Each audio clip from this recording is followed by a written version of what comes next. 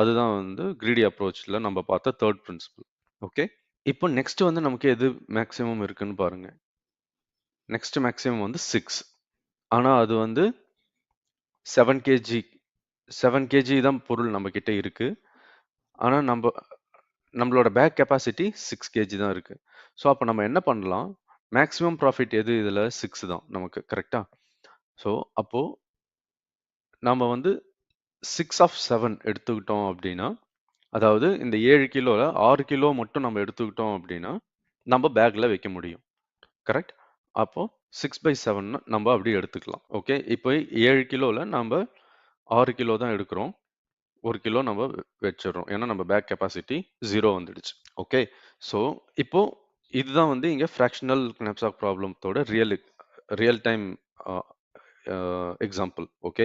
So இந்த ப்ராப்ளமை நம்ம வந்து ஃப்ராக்ஷனல் knapsack ப்ராப்ளமா எடுத்துக்கிறோம். கிரீடி அப்ரோச்சில் சால்வ் பண்ணுறதுக்கு ஃப்ராக்ஷனல் knapsack ப்ராப்ளம்ஸ் தான் வந்து ரைட் கேண்டிடேட்ஸ். ஏன்னா நம்ம பேக் வந்து கம்ப்ளீட்டாக ஃபில் பண்ணணும் மேக்ஸிமம். அப்போ நமக்கு மேக்ஸிமம் ப்ராஃபிட் கிடைக்கும். நீங்கள் கொஞ்சம் பொருள் எடுத்துகிட்டு போனீங்க, பேக் காலியாக எடுத்துகிட்டு போனீங்கன்னா உங்களுக்கு ஃபுல் மேக்ஸிமம் ப்ராஃபிட் கிடைக்காது அட் எனி காஸ்ட். ஸோ இப்போ இந்த 2 ஆப்ஜெக்ட் 3 கிலோவில் இருக்க பொருள் 5 கிலோவில் இருக்கிற பொருள் வந்து நம்ம எடுத்துகிட்டு போகல. ஸோ நம்ம அதை வந்து 0 மார்க் பண்ணிக்கலாம். ஸோ ஆல்ரெடி நம்ம டிஸ்கஸ் பண்ண மாதிரி எக்ஸ் வேல்யூ வந்து either 0 or less than or equal to 1. அதாவது 0 to 1 அந்த ரேஞ்சில் தான் இருக்கணும். It can be any fractional numbers, any decimal numbers, decimal places, right? Okay. Next வந்து வெயிட் வந்து எவ்வளோ வெயிட் வருதுன்றதை கண்டுபிடிப்போம். ஸோ நம்ம ஆல்ரெடி பார்த்த மாதிரி அதை நம்ம இங்கே டிரைவ் பண்ணிக்கலாம். Okay. So xi summation of xi and wi is equal to 6/7 into 7 plus நம்ம செகண்ட் ஆப்ஜெக்ட் எதுவுமே எடுத்துக்கல, அதனால 0 into 3 plus இந்த 4 கேஜி வந்து நம்ம கம்ப்ளீட்டாக எடுத்துக்கிட்டோம், அதனால 1 into 4 plus லாஸ்ட் ஆப்ஜெக்ட் நம்ம எதுவும் எடுக்கல, அதனால 0. அதோட வெயிட் வந்து 5 கேஜி. ஸோ இதை சால்வ் பண்ணீங்கன்னா 7 7 கேன்சல் ஆகிடும். ஸோ இது வந்து டினாமினேட்டர். ஸோ நீங்கள் மல்டிப்ளை பண்ணும்போது இது இங்கே கேன்சல் ஆகிடும், ரைட்?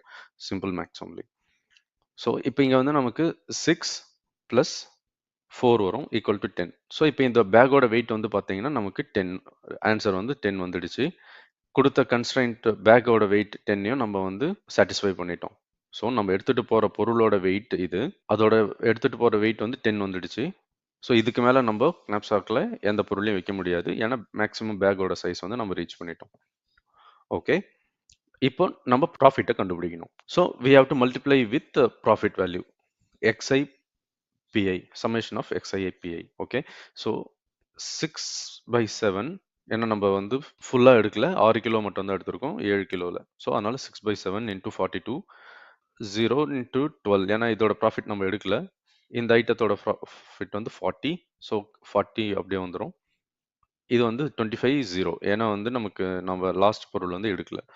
ஸோ இப்போ வந்து இதோட ப்ராஃபிட் வந்து பார்த்தீங்கன்னா 76 வருது. இதுக்கு முன்னாடி நம்ம அந்த எக்ஸாஸ்டிவ் சர்ச்சில் knapsack ப்ராப்ளம் சால்வ் பண்ண வீடியோவில் வந்து பார்த்தீங்கன்னா நமக்கு மேக்ஸிமம் ப்ராஃபிட் வந்து 65 தான் வந்திருக்கும். 4 and 5 கேஜி இருக்கிற பொருள் மட்டும் நம்ம எடுத்துகிட்டு போகிற மாதிரி பார்த்துருப்போம்.